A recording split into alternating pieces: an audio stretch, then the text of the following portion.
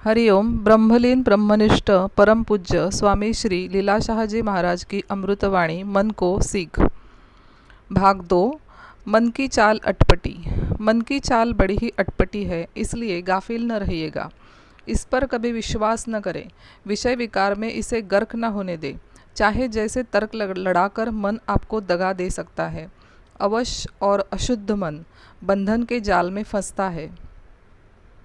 वश किया हुआ शुद्ध मन मोक्ष के मार्ग पर ले जाता है। शुद्ध और शांत मन से ही ईश्वर के दर्शन होते हैं। आत्मज्ञान की बातें समझ में आती है, तत्वज्ञान होता है। मन की आटी अटपटी झटपट लखे न कोय, मन की खटपट जो मिटे चटपट दर्शन होए। मन का नशा उतार डालिए। मन एक मदमस्त हाथी के समान है। इसने कितने ही ऋषि मुनियों को खड्डे में डाल दिया है। आप पर यह सवार हो जाए तो आपको भूमि पर पछाड़ कर रौंद दे। अतः निरंतर सजग रहे। इसे कभी धांधली न करने दे। इसका अस्तित्व ही मिटा दे, समाप्त कर दे। हाथ से हाथ मसल कर, दांत से दांत भींच कर, कमर कस कर, छाती में प्राण भरकर जोर लगाओ और मन की दास्ता को कुचल डालो। बेड़ियाँ तोड़ फेंको।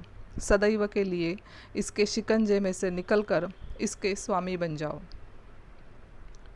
मन पर विजय प्राप्त करने वाला पुरुष ही इस विश्व में बुद्धिमान और भाग्यवान है। वही सच्चा पुरुष है जिसमें मन का कान पकड़ने का साहस नहीं। जो प्रयत्न तक नहीं करता वह मनुष्य कहलाने के योग्य ही नहीं। वह साधारण गधा नहीं अपितु मकरणी गधा है। वास्तव में तो मन के लिए उसकी अपनी सत्ता ही नहीं है। आपने ही इसे उपजाया है। यह आपका बालक है। आपने इसे लाड़ लड़ा लड़ा कर उन्मत्त बना दिया है। बालक पर विवेकपूर्ण अंकुश हो तभी बालक सुधरते हैं। छोटे पेड़ की रक्षार्थ कांटों की बाढ़ चाहिए। इसी प्रकार मन को भी खराब संगत से बचाने के लिए आपके द्वारा चौकी रूपी बाढ़ होनी चाहिए।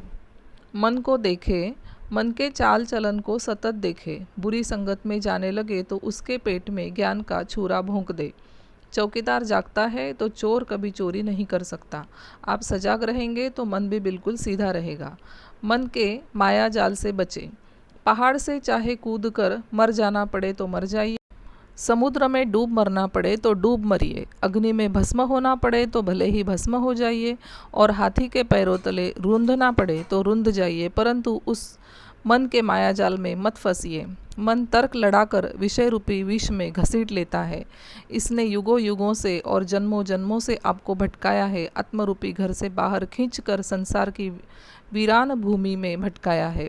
प्यारे, अब तो जागो। मन की मलिनता त्यागो। आत्मस्वरूप में जागो। साहस करो। पुरुषार्थ करके मन के साक्षी व स्वामी बन जाओ।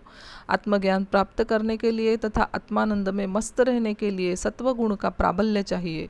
स्वभाव को सत्वगुणी बनाइए। आसुरी तत्वों को चुन चुन कर बाहर फेंकिए। यदि आप अपने मन पर नियंत्रण नहीं पाएंगे तो यह किस प्रकार संभव होगा। रजो और तमोगुण में ही रेंगते रहेंगे तो आत्मज्ञान के आंगन में किस प्रकार पहुँच पाएंगे।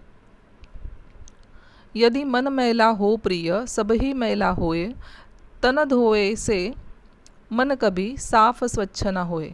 इसलिए सदैव मन के कान मरोड़ते रहे। इसके पाप और बुरे कर्म इसके सामने रखते रहे।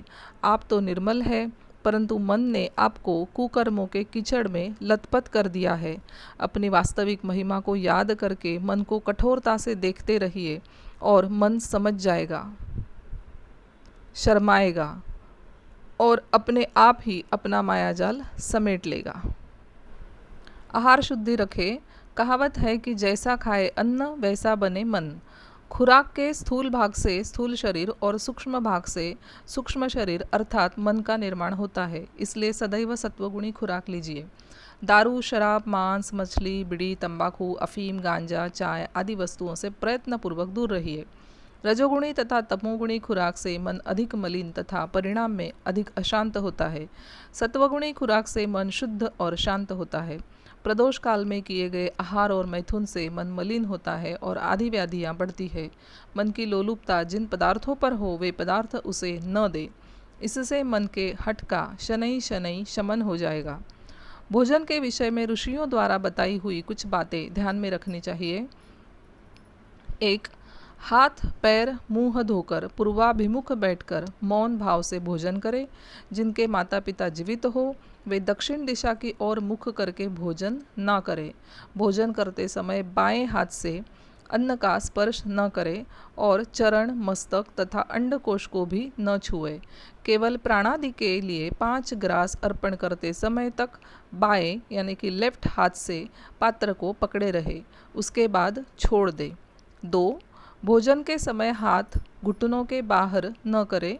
भोजन काल में बाएं हाथ से जलपात्र उठाकर दाहिने हाथ की कलाई पर रखकर यदि पानी पिए तो वह पात्र भोजन समाप्त होने तक झूठा नहीं माना जाता, ऐसा मनु महाराज का कथन है।